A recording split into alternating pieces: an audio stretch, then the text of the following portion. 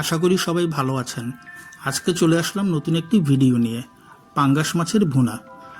পাঙ্গাস মাছটা অনেকে পছন্দ করেন, আবার অনেকে করেন না। আমার কাছে পাঙ্গাস মাছ বেশ ভালোই লাগে। আজকে যেভাবে পাঙ্গাস মাছ রান্না করলাম, এভাবে রান্না করলে কিন্তু খেতে সত্যি খুব ভালো লাগে। তো চলুন ভিডিওটি শেয়ার করি আপনাদের সাথে।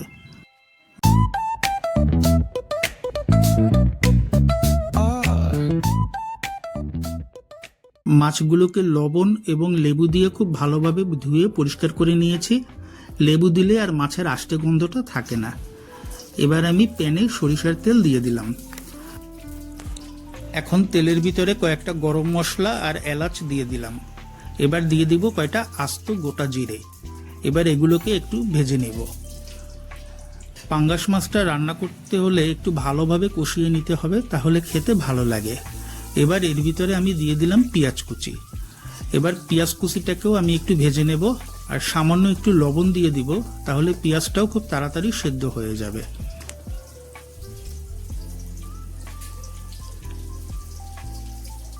এখন দিয়ে দিব কয়েক টুকরো রসুন কুচি। পাঙ্গাস মাছ রান্না করার সময় রসুনটা অবশ্যই একটু চেষ্টা করবেন ব্যবহার করতে, কারণ তাহলে খেতেও ভালো লাগে, আর পাঙ্গাস মাছের আস্তে যে গন্ধটা থাকে সেটা আর একদমই থাকবে না। এবারে দিয়ে দিলাম 1 চামচ আদা বাটা। এবার আদাটাকেও আমি একটু মশলায় ভেজে নেব, তাহলে মশলার কাঁচা ঘ্রাণগুলো সব চলে যাবে।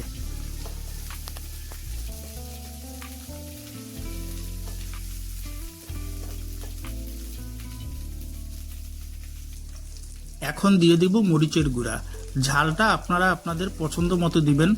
আমার কাছে একটু ঝাল ভালো লাগে, আর এই মাছটা একটু ঝাল ঝাল হলে খেতেও খুব দারুণ হয়।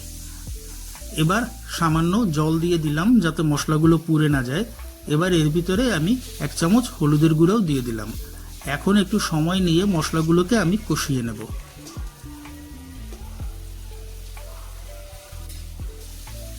এবারে দিলাম 1 চামচ জিরা বাটা। এই মাছটা রান্না করার জন্য একটু সময় নিয়ে যদি কষিয়ে রান্না করেন, তাহলে দেখবেন এর স্বাদ অনেক গুণে বেড়ে যায়। তো আমি মশলাগুলোকে একটু ভালোভাবে কষিয়ে নিলাম। মশলা থেকে তেল উপরে উঠে এসেছে। এবার আমি দিয়ে দিলাম লবণ। যেহেতু আমি আগেও একটু লবণ দিয়েছিলাম, এবার যতটুকু লাগবে সেই হিসাব করে লবণ দিয়ে দিলাম। মশলাগুলো বেশ ভালোভাবে কষানো হয়ে গেছে। এখন আমি মাছগুলো এর ভিতরে দিয়ে দিব। এখানে আমি সামান্য একটু চিনিও দেব, কারণ চিনি দিলে এর পানসে ভাবটা চলে যায়। তো চিনি দেওয়ার পরে আরেকটু জল দিলাম, যাতে চিনিটাও একটু ভালোভাবে কষানো হয়ে যায় মশলার সাথে।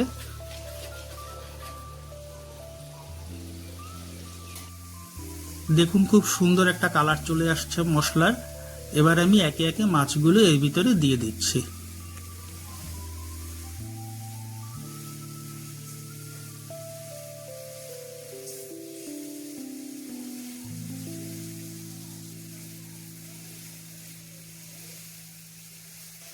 মাছগুলোকে এবার আমি উল্টিয়ে নিব।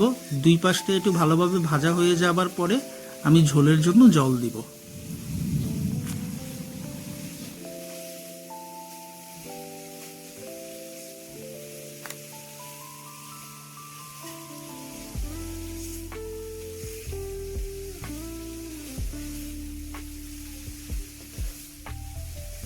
মাছের সাথে মশলাগুলো খুব ভালোভাবে লাগিয়ে নিচ্ছি।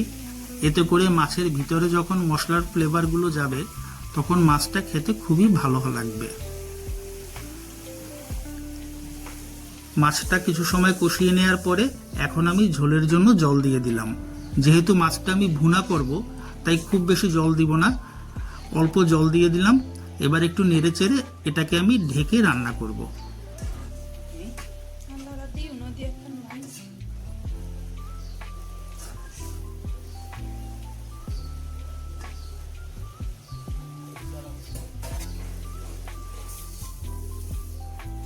A few moments later.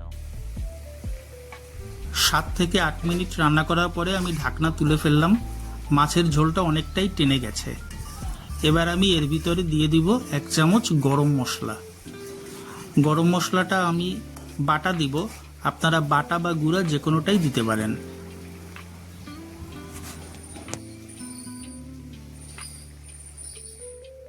গরম মশলা বাটাটা আমি মাছের ঝোলের সাথে ভালোভাবে নেড়েচেড়ে মিশিয়ে দিলাম। এবার আমি একটু সময় ঢাকা দিয়ে রাখবো, তাহলে গরম মশলার ঘ্রাণটা মাছের সাথে খুব ভালোভাবে ছড়িয়ে পড়বে।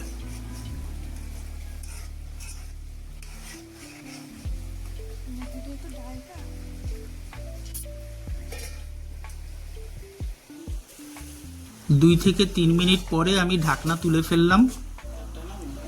মাছ রান্নাও হয়ে গেছে। মাছের ঝোল আমি যতটুকু রাখবো ঠিক ততটুকুতে চলে আসছে। এখন আমি চুলা বন্ধ করে ফেলবো।